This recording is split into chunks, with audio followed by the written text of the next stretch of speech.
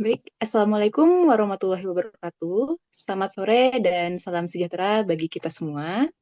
Puji syukur marilah kita panjatkan kepada Tuhan Yang Maha Esa, karena atas rahmatnya kita semua dapat berkumpul di acara BKSTF Monthly Webinar Series 7 tahun 2026 dalam keadaan sehat walafiat.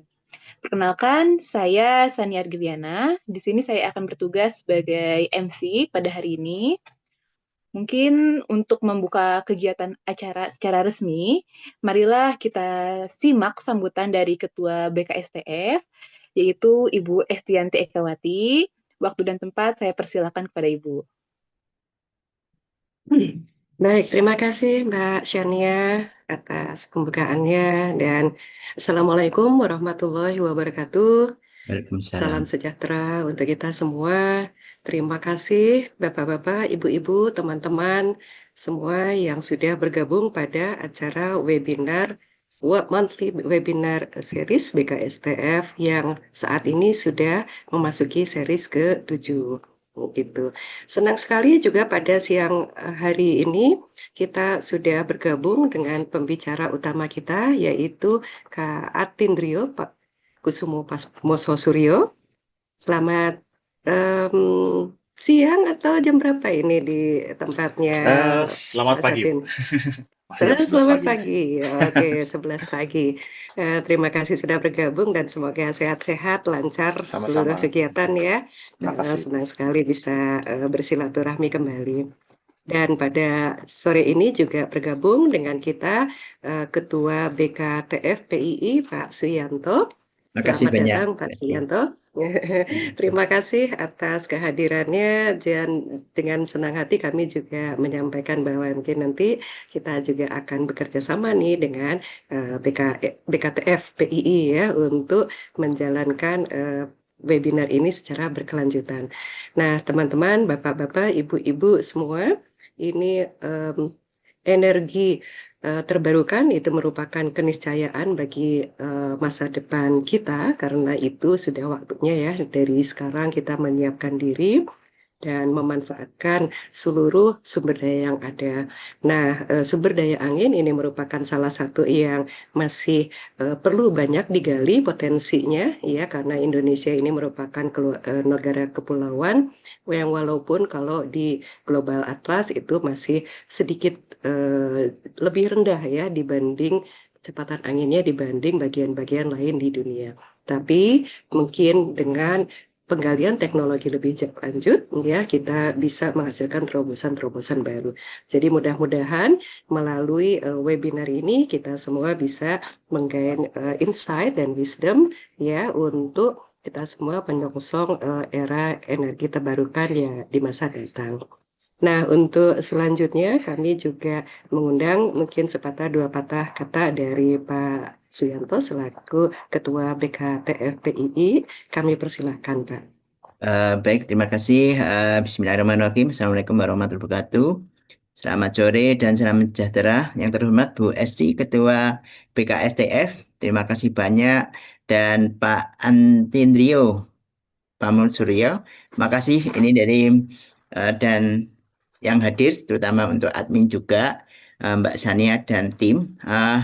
Mohon perkenalkan, saya Suyanto sebagai Ketua BKTFPII, jadi artinya kami dari Persatuan Insinyur Indonesia yang mewadai para lulusan Insinyur Teknik Fisika. Jadi insya Allah mulai bulan ini ya Bu Esti kami akan menghadirkan series juga. Jadi nanti kita berselang-seling untuk memberikan eh, knowledge sharing ya dari para alumni kita, baik yang sudah berkarir ya di industri dimanapun dan dia akan selalu mengembangkan keilmuan teknik fisika. Jadi insya Allah nanti minggu depan kita sudah menyiapkan eh, Bu Esti, jadi kita sudah punya ready stock ya untuk sharing-sharing pengalaman dari alumni baik yang di BUMN ataupun yang bekerja di bidangnya masing-masing.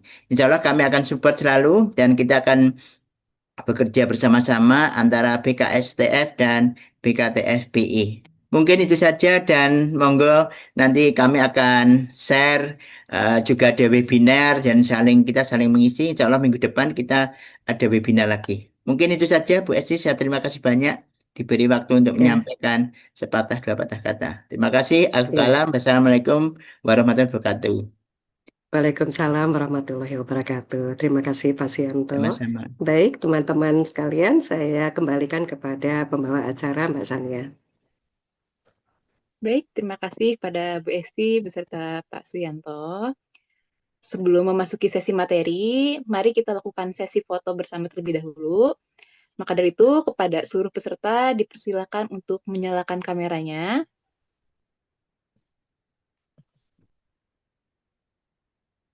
Kita tunggu 1 menit agar teman-teman bisa bersiap untuk melakukan sesi dokumentasi.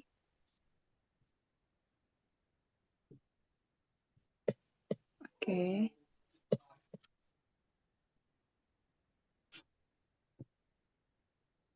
Mungkin operator bisa memberikan aba-aba jika sudah dirasa semua peserta siap. Oke, bentar. Mulai dari slide 1 ya. Tuh.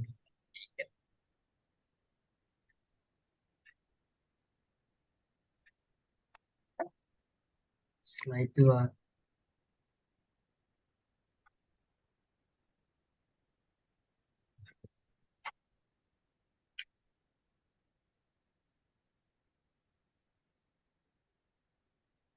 Oke, slide 3.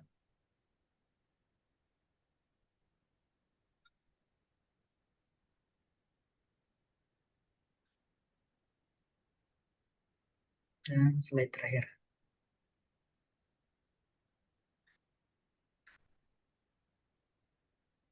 Oke, udah. Baik, terima kasih pada operator. Terima kasih juga kepada seluruh peserta yang telah berpartisipasi dalam sesi foto bersama. Selanjutnya, kami informasikan bahwa link presentasi akan dibagikan melalui chat Zoom. Kami mohon kepada peserta untuk segera mengisi presensi sebagai syarat memperoleh e-sertifikat. Mohon diperhatikan agar pengisian data dilakukan secara benar dan lengkap. Baik, Bapak, Ibu, dan teman-teman sekalian, kini tibalah pada sesi utama webinar hari ini. Pada kesempatan hari ini, kita akan mendapat pemaparan materi bertajuk Wind Energy and Control, Meeting the Design Challenge of Modern Turbine. Materi tersebut akan disampaikan oleh Kak Atindrio Kusumo Pamososuryo. Beliau merupakan dari TU Delft, Netherlands. Dan tanpa berlama-lama, saya persilakan waktu dan tempat kepada Kak Atindrio. Baik, terima kasih atas sambutannya. Terima kasih juga untuk Bu Esti dan tim yang sudah ya mengarrange semua ini dari berbulan-bulan yang lalu ya Bu ya. Ya, perkenalkan nama saya Atindrio Pamoso Suryo. Saya biasa dipanggil Atin karena lebih gampang karena nama saya susah sekali. Dan sore hari ini saya akan berbicara tentang wind energy and control, meeting the design challenges of modern turbines. Sedikit perkenalan. Saya alumni Fisika Teknik ITB. Saya masuk 2010, lulus 2014. Di sini ya foto saya dengan teman-teman di himpunan. Saya di sini di akhir masa studi saya S1, saya sempat main sebentar ke Ciheras, ketemu Mas Ricky Elson, dan di sana sama teman-teman FT kami belajar tentang wind energy. Dan di situ saya mendapatkan inspirasi untuk lebih ya untuk terjun masuk ke dalam dunia wind energy ini. Dan di tahun depan ya saya memutuskan untuk mengambil kuliah master di Belanda di TU Delft, dan fokusnya adalah Systems and Control. Meskipun nggak wind energy langsung, tapi waktu itu ada profesor di fakultas saya yang itu memang berkecimpungnya di wind turbine control, dan saya berencana saya ketika mau tesis saya akan tesis dengan beliau, dan memang itu yang terjadi. Saya ya beres dari TU Delft tahun 2018 dengan tesis tentang individual pitch control untuk wind turbine, untuk mengurangi fatigue loading pada wind turbine rotor begitu. Kemudian saya pulang ke Indonesia 2 tahun, dan 2020 saya bukan dipanggil tapi diundang lagi untuk ke Belanda. Apakah kamu mau PhD atau enggak? Saya bilang iya, saya mau PhD. Mulai Januari 2020 sebelum COVID saya mulai PhD. di grup yang sama dengan profesor saya, di grup Data Driven Control, Dell Center for Systems and Control. Di sini ini promotor pertama saya, ini promotor kedua, ini co-promotor, yang lainnya komite defense saya, dan ini foto saya waktu saya lulus dari PhD 2024. Kemudian 2024-2025, selama 2 tahun saya lanjutkan riset di grup yang sama sebagai postdoc, dan tema besar dari riset saya, fokusnya saya adalah di wind turbine control. Baik, ya, berbicara tentang wind energy, sebenarnya wind energy ini bukan sesuatu yang baru. Dan kita sebagai umat manusia ini sudah menggunakan wind energy ini dari abad berabad-abad. Misalnya kita bisa lihat waktu zaman Majapahit, nenek moyang kita sudah pakai kapal jong begitu untuk transportasi, untuk militer, dan itu menggunakan layar yang digunakan untuk menangkap tenaga angin sebagai ya untuk tenaga dorong dari kapal ini. Kemudian di belahan dunia yang lain, di Eropa misalnya, orang-orang mulai menginvent windmill. Itu bukan wind turbine tapi windmill, yang fungsinya adalah kalau di Belanda untuk mereklamasi daratan, dari membuang air ke lautan supaya bisa membuat settlement begitu di daratan. Bisa juga untuk food production, misalnya untuk menggiling gandum, untuk mendapatkan tepung begitu. Dan di hari-hari ini kita melihat ya cara yang baru untuk mengharness wind energy ini, yang mana itu adalah dengan menggunakan wind turbine untuk ya mengenerate electricity. Kalau di Eropa kita bisa lihat ya setiap masuk jalan tol di sebelah kiri kanan ada wind turbine. Di Indonesia mungkin masih terbatas begitu yang ukuran-ukuran besar, seperti misalnya di Sulawesi ada satu, saya pernah lihat satu lagi di mana lupa. Tapi ya wind turbine ini sebenarnya teknologinya macam-macam. Yang paling terkenal adalah horizontal axis wind turbine. Yang nomor 2 terkenal adalah vertical axis wind turbine. Dan yang ketiga adalah kite wind energy generator. Sebenarnya masih ada lagi state of the art lagi yang sebenarnya masih dalam konsep atau masih dalam aktif studi begitu, tapi saya nggak masukkan ke sini. Dan di sini kita akan melihat dulu horizontal axis wind turbine ini bedanya apa dengan vertical axis wind turbine. Yang pertama sudah jelas dari namanya. Kalau horizontal axis wind turbine dia berputar pada sumbu horizontal, kalau vertical axis di sumbu vertikal. Perbedaan yang kedua adalah titik masanya. Kalau horizontal axis wind turbine itu ada di atas menaranya. Jadi kalau misalnya ada disturbance, ada turbulence seperti itu, dia akan bergetar dan dia akan lebih prone terhadap fatigue loading. Kalau vertical axis wind turbine, dia titik masanya di bawah, jadi dia tidak bermasalah itu. Tapi secara efisiensi untuk mendapatkan mengkonversi energi dari angin ke listrik, itu horizontal axis wind turbine itu lebih efisien. Nah, kita akan melihat di gambar berikut ini. Nah, horizontal axis wind turbine sendiri itu ada berbagai konfigurasi. Ada 3 baling-baling, 2 baling-baling, 1 baling-baling. Ini sebenarnya sangat langka, cuma ada di fase riset begitu. Two-bladed rotor itu cukup beken, tapi nggak pernah sampai ke tahap komersial yang benar-benar ya skala wind farm itu saya belum pernah dengar, paling tidak. Tapi alasannya kenapa three-bladed configuration ini lebih sering dipakai, yang pertama adalah karena dia bisa capture ya konversi energi lebih banyak dibandingkan teknologi-teknologi yang lain.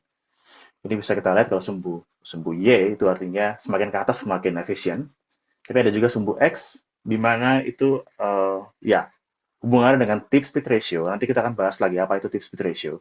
Intinya di sini adalah kalau kita melihat semakin ke kanan adalah korelasinya dengan noise itu semakin besar. Jadi two-bladed oke, tapi dia lebih berisik dibandingkan three-bladed wind turbine kalau untuk dia mau generate power yang sama.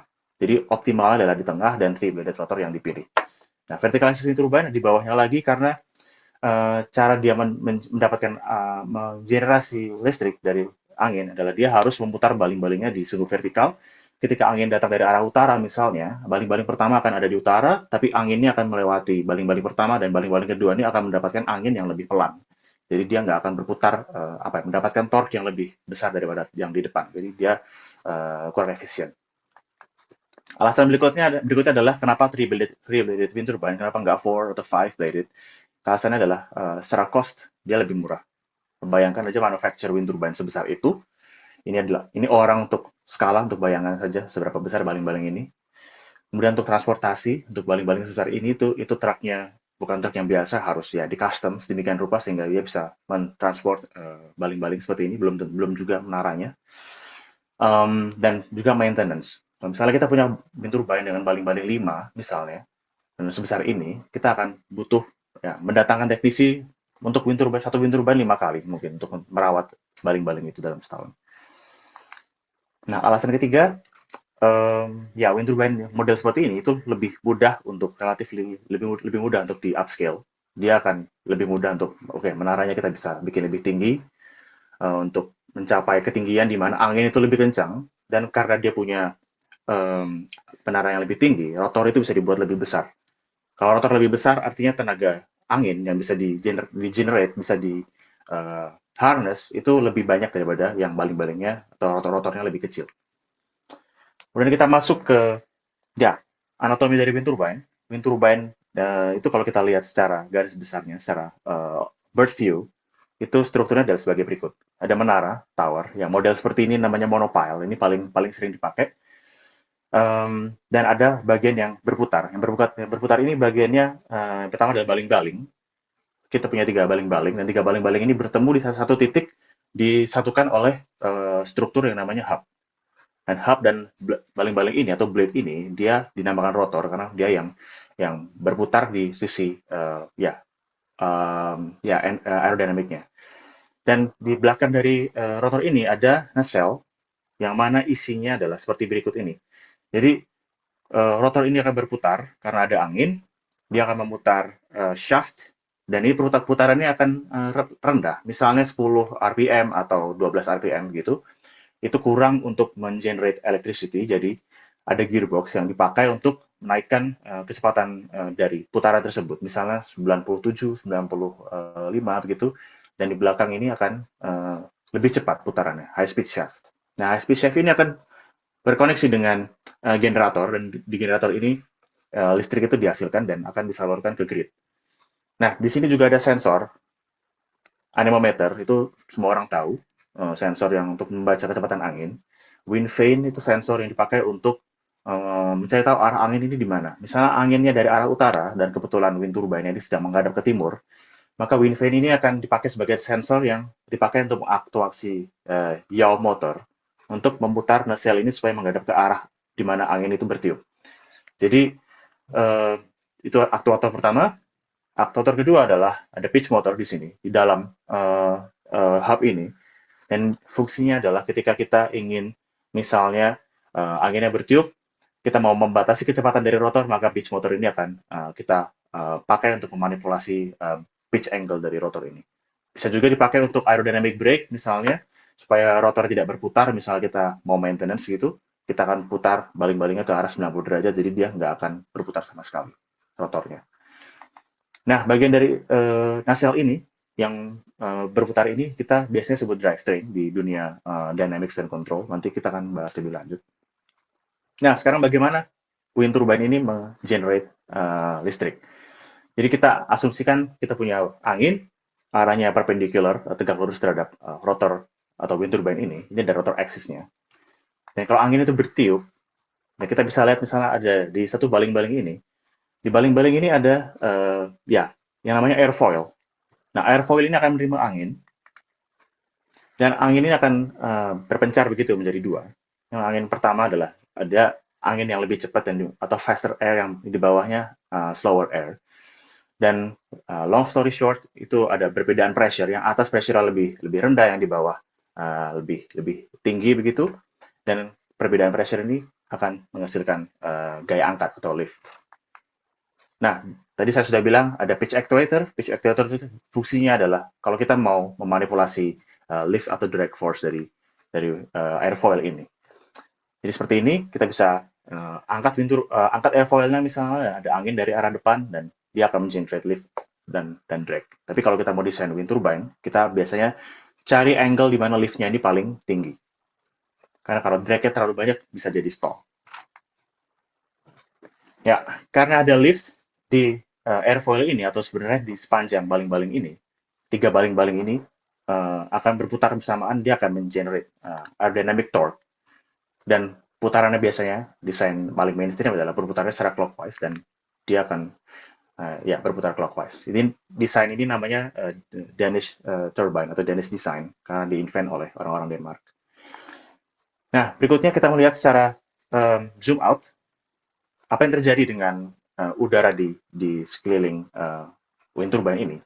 Jadi kita bisa lihat di sebelah sini, ini ada lingkaran begitu, dengan luas A infinity, kecepatan anginnya V infinity, dan dia semacam tabung begitu. Kalau dia udara ini akan bergerak ke depan, dan di depannya dia ada semacam objek yang menghalangi, dia akan expand dan berusaha untuk lewatin area turbine ini.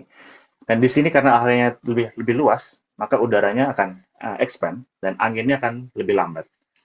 Angin ini akan lebih lambat lagi di belakang wind turbine karena ada penyerapan energi di wind turbine ini. Dan di sini di belakang ini adalah sesuatu yang kita namakan dengan wake. Wake ini artinya adalah wind speed deficit, yang artinya adalah kalau misalnya kita punya wind turbine lagi di belakang sini, katakanlah wind turbine yang di depan ini bisa generate 2 megawatt, wind turbine yang di belakangnya nggak akan bisa generate 2 megawatt karena ada defisit angin ini. Kurang lebih seperti itu. Nah, kalau di fluid dynamics, fluid mechanics begitu, ini dinamakan stream tube. Dan biasanya orang akan habiskan satu kuliah sendiri untuk menunjukkan penurunannya seperti apa sampai ke aerodynamic power gimana, tapi saya kasih aja rumus jadinya seperti ini. Nah, ini aerodynamic power yang diserap oleh wind turbine ini di kecepatan angin VR ini. Tapi saya akan bahas ini lagi nanti. Ini adalah contoh dari wake effects. Ini adalah wind farm di Denmark, namanya Horns Rev atau Horns Reef. Ini offshore wind turbine. Di sini ada 80 wind turbine, 160 megawatt total capacity, dan satu wind turbine ini adalah wind turbine 2 megawatt begitu. Bisa dilihat ini bukan awan, tapi ini adalah wake. Kebetulan waktu itu udaranya berkabut, jadi wake-nya bisa kelihatan jelas.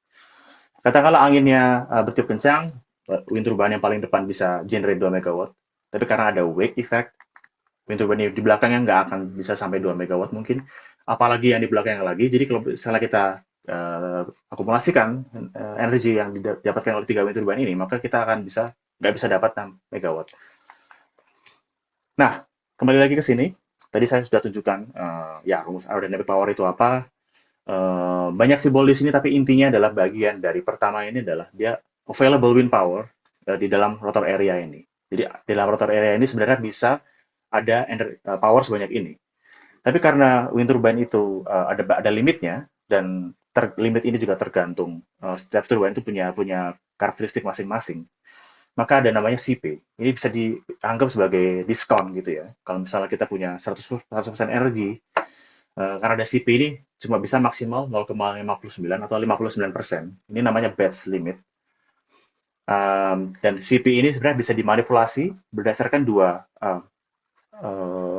parameter. Yang pertama adalah blade pitch angle, untuk baling-baling sudut baling-baling ini. Jadi dia bisa diputar terhadap sumbunya begitu. Dan yang kedua adalah tip speed ratio. Tip speed ratio ini sebenarnya adalah rasio antara tangential velocity dari rotornya with respect to the wind speed yang datang ke arah wind turbine-nya. Sebenarnya segampang itu. Dan orang-orang di fluid dynamics, aerodynamics itu mereka suka banget bikin quantity seperti ini yang intinya sebenarnya mereka bikin ini dimensionless, bikin value-value seperti ini dimensionless. Dan kita bisa lihat contohnya seperti apa sih CP table itu. Biasanya kita punya lookup table gitu ya. Kita bisa grid search, tip speed ratio itu dari 0 sampai berapa sekian, pitch angle dari minus berapa sampai sekian derajat, dan setiap wind turbine itu punya satu titik optimum. Itu kalau wind turbine yang saya tunjukkan di sini itu IEA 15 megawatt, itu reference wind turbine yang sering dipakai di akademia. Ya, dia diciptakan oleh orang-orang dari International Energy Agency. CP-nya maksimumnya adalah 0,489 di kombinasi pitch angle dan tip speed ratio tertentu.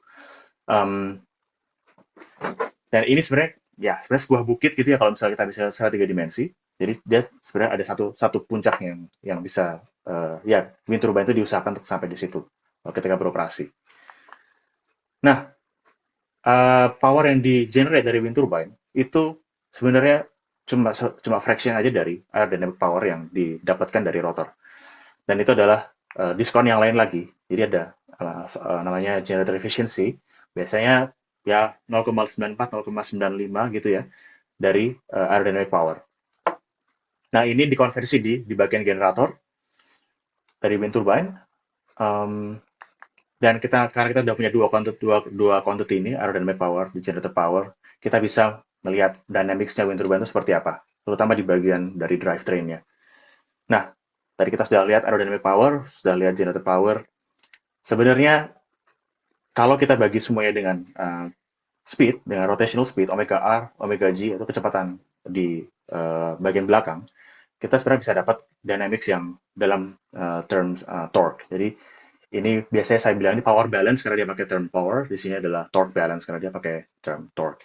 Ini generator torque biasanya adalah salah satu juga dari control variable. Jadi tadi pitch angle itu adalah control variable pertama, di sini adalah control variable kedua. Tapi kalau orang power electronics biasanya nggak akan taruh TG seperti ini, mereka akan mungkin masukkan term seperti ampere atau voltage begitu. Tapi karena saya bukan dari power electronic, saya dari lebih ke mechanical engineer begitu, maka saya take for granted, saya asumsikan saya bisa kontrol sinyal ini secara langsung. Oke, selain power capture, wind turbine itu juga ada operasi. Ketika dia beroperasi, dia juga ada side effect-nya. Side effect-nya adalah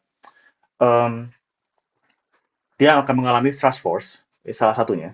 Itu adalah gaya yang dialami oleh wind turbine ini dari depan, dan dia akan membuat wind turbine ini untuk bergetar ke depan dan ke belakang. Orang-orang bilang 4F atau forward afterward motion. Dan itu kalau kita nggak take into account, kalau kita nggak handle secara hati-hati, maka dia akan bisa merusak wind turbine kita, merusak tower kita, dan itu adalah ya seperti yang dicontohkan dalam gambar ini adalah fatigue induced buckling. Selain dari depan juga bisa dari samping, baling-baling kita juga ya tadi saya sudah tunjukkan ada lift force, direct force, tapi juga ada gaya-gaya yang lain seperti side force begitu. Di sini ada setiap baling-baling punya kontribusi sendiri tentang soal side force, dan kalau ditambah semua bisa menciptakan gaya ke samping side force. Dan kalau ke arah samping, wind turbine itu nggak punya aerodynamic damping, karena aerodynamic damping itu cuma ada di depan ke belakang karena itu ya berdasarkan orientasi wind turbine. Itu akan lebih bahaya lagi di samping dan bisa buckling dan kita nggak bisa pakai wind turbine lagi. Nah, karena kita sudah punya dua forces tadi, kita bisa bikin dynamics wind turbine tower seperti ini. Ya, ini sangat gampang sekali. Kalau teman-teman sering ya ignore mass spring damper di kelas gitu ya, itu sebenarnya ada gunanya. Gunanya adalah kita bisa memodelkan menara seperti ini. Dan yang dimodelkan adalah motion dari di menara bagian atas, jadi di tower top ini. Ini kita adalah mass spring damper system dengan side force, ini adalah mass spring damper system dengan thrust force untuk yang gerakan maju mundur. Nah, pelajaran yang bisa kita dapatkan dari slide-slide sebelumnya adalah wind turbine itu menghasilkan listrik itu nggak gratis karena kita juga harus pikirkan loads-nya. Jadi kita harus berusaha bisa mungkin untuk mengenerate power sebanyak mungkin sembari meminimalisasi loads-nya. Nah, disitulah peran control engineer. Karena kita sudah masuk control engineering dari wind turbine, sekarang saya akan tunjukkan wind turbine control regime itu seperti apa. Di sini kita bisa lihat sumbu X itu wind speed, sumbu Y itu generator power, dan berdasarkan kecepatan angin, operasi dari wind turbine itu kita bisa bagi beberapa region begitu. Region kalau di sini bagi 3, region 1/2 atau startup, di sini di mana ya kita biarkan wind turbine itu berputar dan dia bisa ya sebenarnya cuma buat dia berputar lebih cepat aja sampai wind turbine siap untuk mengkonversi energi menjadi energi listrik. Yang itu biasanya di region 3. Di region 3 ini di mana maximum power capture itu terjadi. Kalau orang elektro biasanya MPPT bilangnya, atau orang solar ya orang expert di PV juga lebih kenal dengan istilah MPPT. Nah, kalau wind turbine itu di bagian sini. Dan ini adalah dengan cara kita mengaktuasi generator torque sedemikian rupa sehingga kita selalu di puncak dari CP curve. Nah, ketika sampai di kecepatan tertentu, wind turbine ini nggak boleh lagi untuk menghasilkan listrik di atas dari kapasitas maksimumnya. Makanya dari situ kita mengaktuasi baling-balingnya supaya kita bisa membatasi kecepatannya, kecepatan rotornya, dan kita bisa capai di power yang konstan di 15 MW. Nah, di sini bisa kita lihat dari power coefficient. Kalau kita di region 2, region 2, kita ada di titik plus ini. Nah, kita namakan ini CP optimal atau CP star gitu. Nah, ketika kita masuk ke kecepatan yang lebih tinggi, kita ingin membatasi CP-nya. Jadi CP-nya kita turunkan dengan kita sebenarnya menurunkan baling-balingnya, menaikkan angle dari baling-balingnya, dan itu secara nggak langsung mengubah tip speed ratio-nya, karena kecepatannya akan konstan, tapi kecepatan anginnya bertambah. Kalau tadi kita lihat tip speed ratio itu adalah rasio dari tangential velocity dari rotor dan kecepatan angin. Nah, sisi baiknya adalah ini adalah cara paling basic, paling dasar untuk kita menurunkan thrust levelnya. Jadi ini track yang sama dengan di gambar sebelah kanan. Sebelah kiri ini kita melihat thrust coefficient itu dia turun dari nilai yang besar ke nilai yang lebih rendah karena kita pitch in dari baling-balingnya itu. Nah, di sini bisa kita lihat di gambar sebelumnya, thrust-nya dia turun ketika dia sampai ke titik rated gitu ya, dia akan turun karena kita pakai baling-balingnya. Nah, modern wind turbine itu seperti apa challenge-nya? Kita bisa lihat dari gambar ini. Wind turbine ini semakin besar, alasannya ya cukup jelas karena dari diameternya, kalau kita naikkan 2 kali lipat, maka power-nya akan naik 4 kali lipat. Tapi sayangnya adalah masanya juga bertambah, tapi dengan rate yang lebih tinggi. Kalau misalnya kita naikkan diameter 2 kali lipat, masanya akan naik 8 kali lipat. Dan itu sesuatu yang pada akhirnya dia akan berkontribusi untuk menaikkan harga dari wind turbine ini semakin mahal. Dan itu sangat ya dihindari. Makanya engineer aerodynamics atau structure itu berusaha keras untuk menurunkan pangkatnya ini menjadi mungkin pangkat 2,5 atau pangkat 2,4 dengan ya material science begitu. Konsekuensinya adalah wind turbine ini semakin besar semakin fleksibel. Kalau semakin fleksibel artinya fatigue load-nya akan semakin besar. Dan kita jadi nggak bisa mengandalkan, wind turbine ini kita desain 25 tahun, kita nggak akan bisa melihat wind turbine ini beroperasi selama 25 tahun, mungkin akan lebih pendek kalau kita nggak melakukan apa-apa. Nah, tadi saya sudah tunjukkan ada thrust force, mempengaruhi wind turbine dalam gerakan 4F-nya, ada side force juga, itu akan semakin prominent begitu, akan semakin besar dampaknya kalau kita pakai wind turbine yang fleksibel. Ada juga blade loads. Jadi sekarang kita punya di sini fenomena wind shear namanya. Wind shear ini adalah fenomena di mana kecepatan angin ini akan semakin tinggi kalau kita pergi ke ketinggian yang lebih tinggi. Mungkin teman-teman dari Cita ini akan punya pengalaman banyak kalau di PAO lantai 8, gitu kan anginnya lebih kencang daripada waktu di bawah misalnya. Nah, kalau di wind turbine itu konsekuensinya adalah gaya yang dialami di atas ini, di atas baling-baling paling atas dan baling-baling paling bawah itu akan berbeda. Jadi dia akan asimetris. Jadi ketika dia wind turbine yang tadinya kena gaya besar di atas, dia berputar ke bawah, gayanya rendah. Itu akan kalau kita lihat dari sudut pandang baling-balingnya, itu artinya dia punya vibrasi yang kencang. Dan itu nggak baik buat structural health-nya dari baling-baling tersebut. Nah, di sini bisa kita lihat ada foto dari wind turbine ini. Ini wind turbine yang sangat besar begitu ya. Dan baling-balingnya fleksibel. Jadi ketika dia mencapai di posisi atas karena wind shear, dia bisa bend lebih jauh daripada posisi default-nya. Nah, kalau kita nggak take it into account, kita bisa ya kehilangan baling-baling dan ya baling-baling itu harganya jutaan dolar, jutaan euro. Jadi akan ya kita akan kehilangan banyak uang.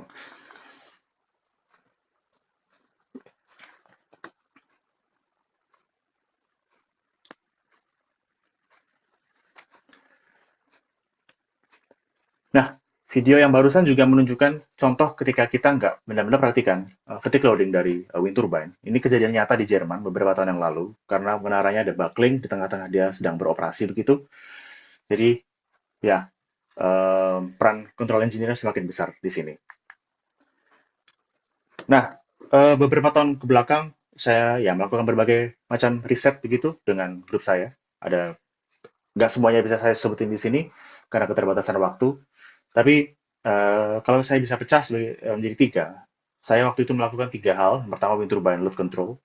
Yang kedua, wind turbine state estimation, karena wind turbine ini kita nggak punya semua informasi yang ada. Bahkan kecepatan angin pun, kalau wind turbine-nya semakin besar, kecepatan angin di anemometer itu nggak akan representatif lagi, karena wind turbine itu di atas kecepatannya berapa, di bawah kecepatannya berapa, jadi ya berbeda.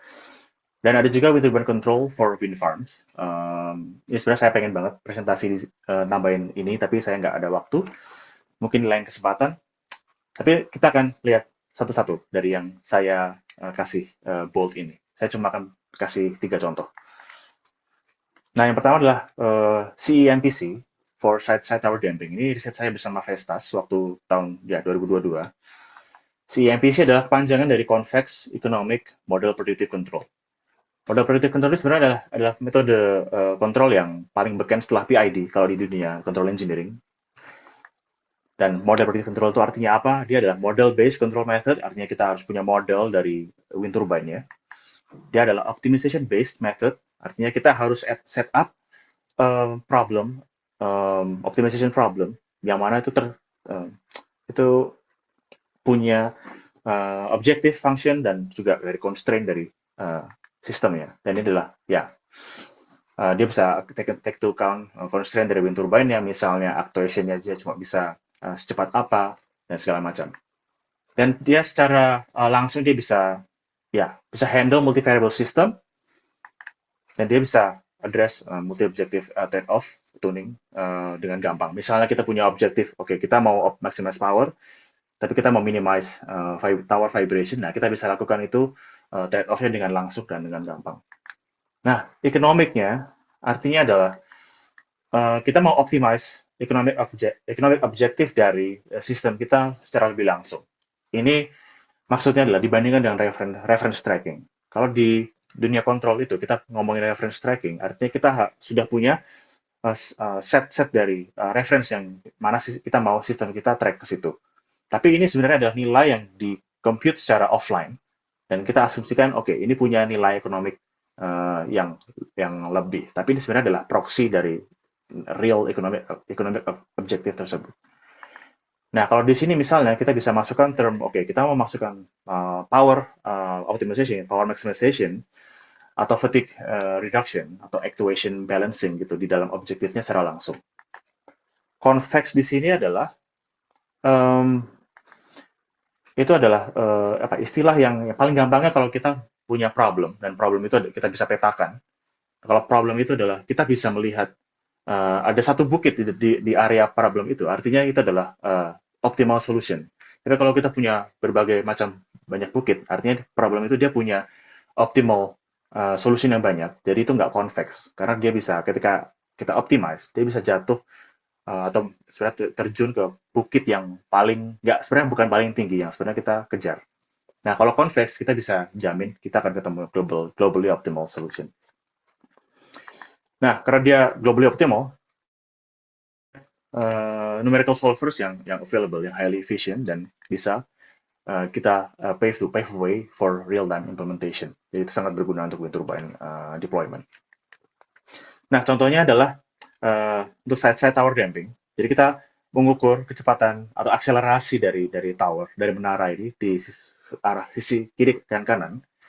Kita ambil measurement itu dan kita ada estimator juga, kita butuh estimator buat kecepatan angin misalnya, estimator dari velocity atau tower motion-nya itu sendiri, displacement maksud saya.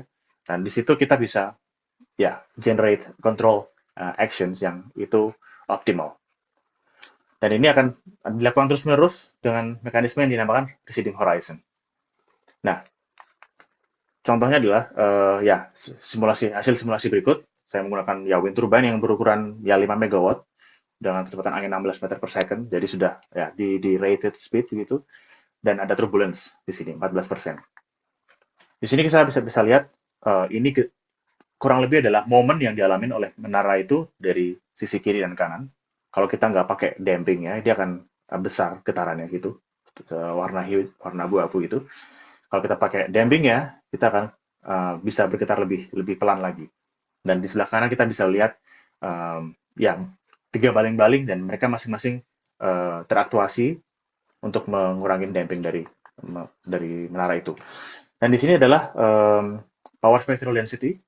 Itu adalah intinya, ini adalah frekuensi di mana getaran itu banyak terjadi. Dan di sini adalah tower frekuensi 0,32 Hz. Kalau towernya bergetar banyak, maka dia akan tinggi nilainya. Kalau kita bisa Contohnya di sini kita nyalakan controllernya, dia akan mengurangi getaran itu sampai dia sangat rendah. Dan di sebelah kanan bisa kita lihat actuation-nya atau baling-balingnya lebih aktif di frekuensi di mana dia harus beroperasi. Nah, contoh kedua adalah, ya masih sama, algoritmanya sama, MPC-nya sama, tapi goal-nya adalah sekarang kita mau mengurangi loading dari blade loads. Nah, di sini blade loads-nya, kita mengambil momen load dari wind turbine ini, kita dengan estimator dan MPC, kita generate optimal control action, dan di sini kita mengaktuasi wind turbine blade ini secara individual. Hasilnya adalah seperti ini.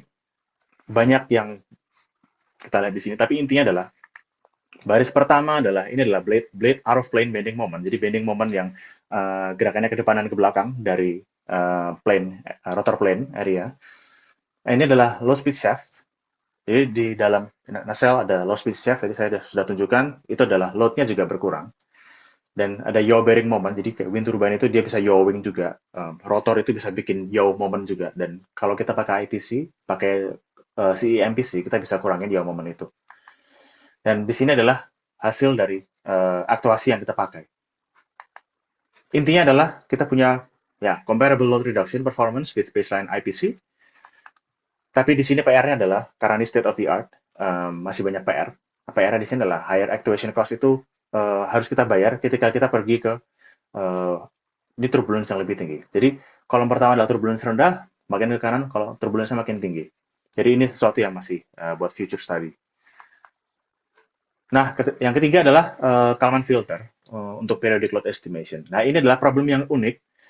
Ini di sini kita punya, ya tadi saya sudah bilang, wind turbine itu untuk upscale. Kadang-kadang kita harus manipulasi materialnya supaya dia bisa, ongkosnya bisa turun. Nah, salah satu caranya adalah menara wind turbine itu, dia punya ketebalan, dan ketebalannya itu bisa dibikin lebih tipis. Tapi konsekuensinya adalah, di sini bisa kita lihat frekuensi begitu ya. Ini frekuensi kalau misalnya wind turbine itu tidak kita tipiskan temboknya. Tapi kalau kita tipiskan, dia kan natural frequency dari strukturnya itu akan pindah ke area di mana wind turbine itu beroperasi. Artinya apa? Ketika wind turbine itu berotasi, misalnya 5 RPM, dan dia punya resonance di 5 RPM, punya natural frequency di 5 RPM, maka akan ada resonance di situ, dan wind turbine itu akan bergetar secara luar biasa. Itu sangat tidak kita inginkan. Nah, sayangnya adalah gaya ini, centrifugal force ini, itu yang bisa ditimbulkan misalnya oleh baling-balingnya misalnya nggak balance, misalnya salah satu korosi atau ada tumpukan es di situ, jadi dia masanya lebih berat, dia akan lebih besar. Dan itu nggak bisa kita ukur karena ya gimana caranya kita mengukur centrifugal force yang itu sebenarnya gaya yang kita tidak bisa lihat gitu.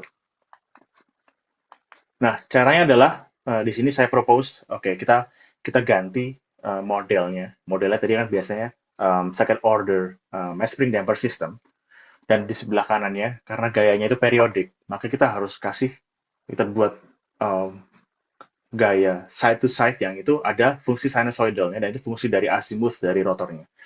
Dan itu adalah kalau kita mau desain controller, itu akan menghasilkan sesuatu yang non-convex, non-linear, dan itu harus kita ada treatmentnya sendiri supaya kita bisa dapetin formulasi yang viable. Nah, di sini kita bisa lihat, ini adalah tower measurements, di sini adalah ini adalah akselerasi dari menaranya itu. Jadi ini kecepatan rotornya semakin bertambah, tapi bisa lihat kita di sini akselerasi dari menaranya itu semakin tinggi ketika ada di sini, karena di situ ada resonance dengan natural frequency dari menaranya, dan kalau kita nggak handle ini, kita di sini ini sangat bahaya sekali. Nah, caranya adalah kita ambil komponen yang slow varying komponen dari vibration ini, terus kita juga modelnya juga kita ubah dari bukan second order model tapi bikin fourth order model begitu equivalentnya, tapi dia cuma memodelkan frekuensi lambatnya saja. Nah, hasilnya adalah ini adalah bagian bawah, kita bisa lihat ini periodic load-nya, dia bergetar begitu ya, ini periodic load adalah maksudnya centrifugal force-nya begitu. Kita bisa modelkan, magnitude-nya. Kita bisa dapat magnitude-nya seberapa sih si centrifugal force ini. Tapi kita juga bisa dapat informasi dari phase-nya. Jadi kita juga bisa construct ulang si periodic load-nya ya. Nah, kita punya estimasi di sini.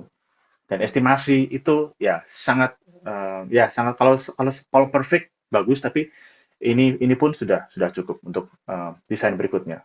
Nah, seharusnya ketika ini sudah jadi, di bawah sini ada blok lain yang namanya adalah controller di situ. Dan controller ini akan memakai informasi yang di-estimate ini untuk bisa meng-cancel load tersebut. Nah, itu kerjaan yang sedang dikerjakan orang lain dan saya sudah keluar dari TU-Delft, jadi saya nggak bisa apa-apa lagi. Oke, kesimpulannya, hari ini kita sudah bahas wind turbine bisa harness wind energy dengan kita harus bayar ongkos dengan structural loading. Nah, wind turbine itu semakin besar, semakin powerful, tapi juga punya challenging structural load condition. Nah, caranya adalah kita harus rely lebih lagi dengan advanced control methods supaya kita bisa operasikan wind turbine yang besar-besar itu. Dan di presentasi saya sudah bagikan sedikit state of the art control and estimation methods yang saya harap bisa dipakai untuk tackle structural loads, bisa ensure reliable operation of wind turbines throughout its lifetime, 25 years. Seperti itu. Baik, saya sudah di akhir presentasi saya. Saya harap semuanya jelas. Maaf kalau misalnya terlalu detail atau terlalu ngawang gitu, mungkin bisa kita diskusi sekarang. Ya, silakan saya kembalikan ke Mbak Shania. Baik, terima kasih pada Kak Anti atas pemaparan materi yang sangat menarik dan sangat insightful ya ternyata. Selanjutnya kita memasuki sesi tanya-jawab. Bagi peserta yang ingin bertanya, dipersilahkan untuk raise hand melalui fitur Zoom. Kemudian juga bisa menuliskan pertanyaannya melalui kolom chat. Mohon sertakan nama, institusi, serta pernyataan yang ingin disampaikan.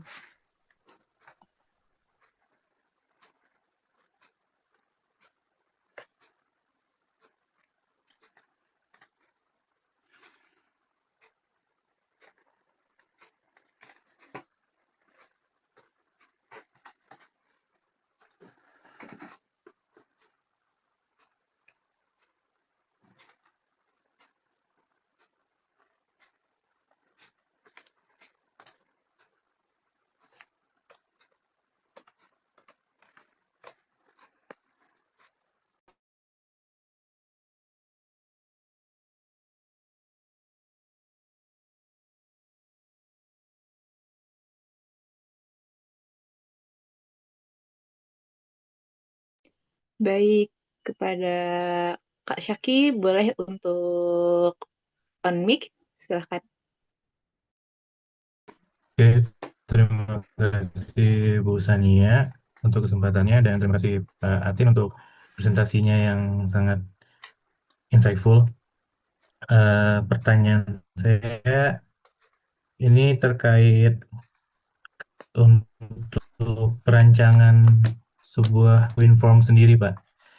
Karena kan kalau tadi kita melihat adanya wake effect di konfigurasi penataan wind farm, apakah sejauh ini sudah ada model untuk menghitung berapa luas wilayah sebuah wind farm yang optimal untuk mengenerate sekian megawatt power yang kita butuhkan? Karena di Indonesia sendiri kan di beberapa daerah itu sudah mulai mencanangkan transisi sekitar 30% energi yang mereka gunakan itu berasal dari energi baru terbarukan. Nah, sedangkan mungkin tantangannya memang ada di ketersediaan wilayah, terutama untuk wind farm kan cukup luas area yang dibutuhkan. Nah, untuk itu apakah sudah ada model yang menghitung atau memprediksi kasarnya lah berapa luas area optimal yang berkaitan dengan berapa megawatt power yang ingin di-generate dari sebuah wind farm. Mungkin itu kalau dari saya, Pak. Terima kasih. Ya, terima kasih pertanyaannya Pak Syaki ya. Ya, sebenarnya sudah ada dan itu biasanya mereka punya spesialisasi sendiri. Biasanya kalau kita mau desain wind farm itu mereka akan perhitungkan dulu area mana yang sebenarnya secara legal itu sudah boleh dibangun sesuatu karena ada ya birokrasinya lah. dan itu nanti akan ada proses tender segala macam. Ada namanya juga layout optimization. Jadi mereka ini expert sendiri. Jadi mereka ini melihat wind turbine mana yang bisa dipasang di situ dan berapa distance jaraknya satu wind turbine ke yang lain. Jadi sebenarnya semakin jauh jarak wind turbine pertama dengan kedua itu akan sebenarnya lebih baik. Cuma optimalnya adalah mereka nggak terlalu berjauhan supaya kita bisa memaksimalkan area yang bisa kita pakai.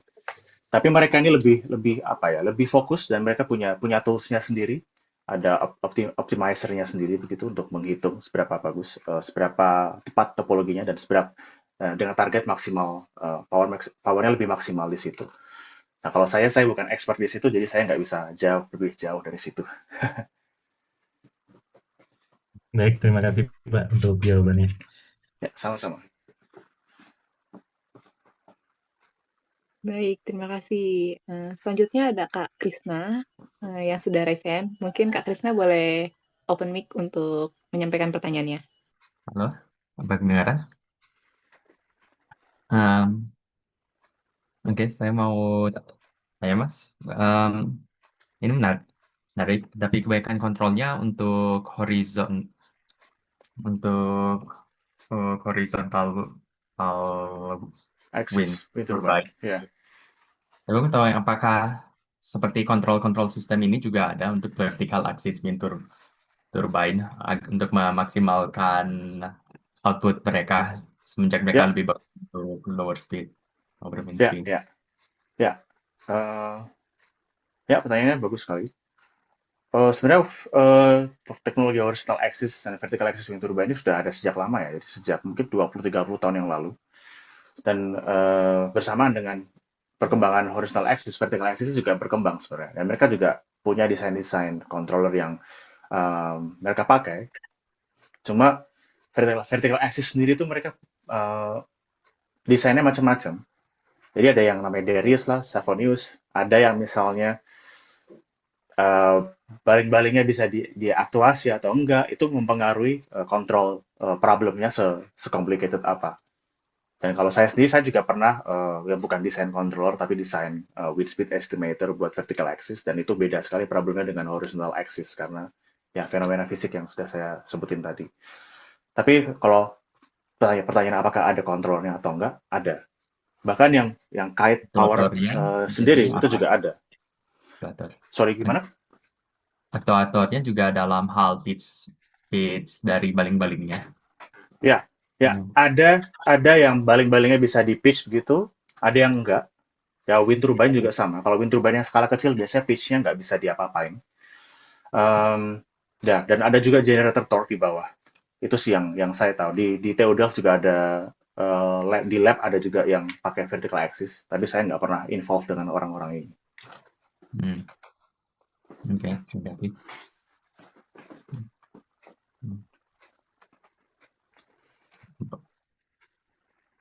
Baik, terima kasih Kak Krisna atas pertanyaannya. Selanjutnya ada pertanyaan dari kolom chat nih Kak. Katanya, apakah ada model mesin learning yang dapat digunakan untuk mengurangi beban fatigue akibat wind shear pada turbin angin melalui optimasi sistem kontrol sehingga meningkatkan ekonomi visibility? Karena kan tadi ada yang pangkat 3 diminimalkan agar mendekati pangkat 2/2,5. Gimana tuh, Kak? Ya, pertanyaannya bagus sekali. Kalau pertanyaannya apakah ada? Ada. Machine learning yang digunakan untuk mengurangi fatigue. Pertanyaannya adalah apakah itu yang paling praktikal? Apakah kita sebenarnya bisa lakukan itu dengan cara yang simple dan itu menghasilkan hasil yang sama dengan machine learning atau bahkan lebih baik? Ya itu biasanya perdebatan apakah orang nggak cuma wind turbine tapi di aplikasi manapun apakah machine learning atau enggak gitu. Tapi kalau kita mau pragmatis karena kita engineer sesuatu yang real yang kita deploy secara komersial, orang akan cenderung pilih solusi yang elegan tapi nggak terlalu complicated gitu. Nah kalau hubungannya dengan ya pangkat 3 tadi itu sebenarnya bukan kerjaannya control engineer tapi itu ya kerjaannya material scientist misalnya, karena mereka yang memikirkan gimana material apa yang harus kita pakai untuk menara ini misalnya atau baling-baling ini supaya dia itu ongkosnya nggak sebanyak kalau kita ya upscale secara primitif, kasarnya seperti itu. Nah, itu ranah yang beda lagi. Seperti itu. Kalau saya sendiri, saya pernah juga untuk ya mengurangi efek wind shear itu. Karena tadi kan kalau wind turbine-nya baling-balingnya di atas, dia akan loads-nya lebih besar daripada ketika dia sudah berputar ke bawah. Ada metode yang lebih simpel namanya individual pitch control. Itu dari tahun 2003 sudah ada dan ya dipakai terus. Dan ya variasinya juga banyak. Dan itu yang biasanya industri juga pakai gitu.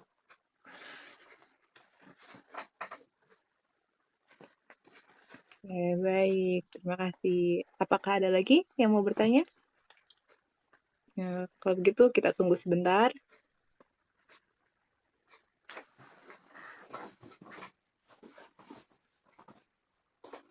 Baik, sepertinya sudah cukup jika teman-teman semua tidak ada lagi yang ingin diskusikan, dan karena keterbatasan waktu juga, maka sesi tanya jawab kita cukupkan sampai di sini dulu. Jika ada kesempatan mungkin kita bisa berdiskusi kembali. Saya ucapkan terima kasih kepada seluruh peserta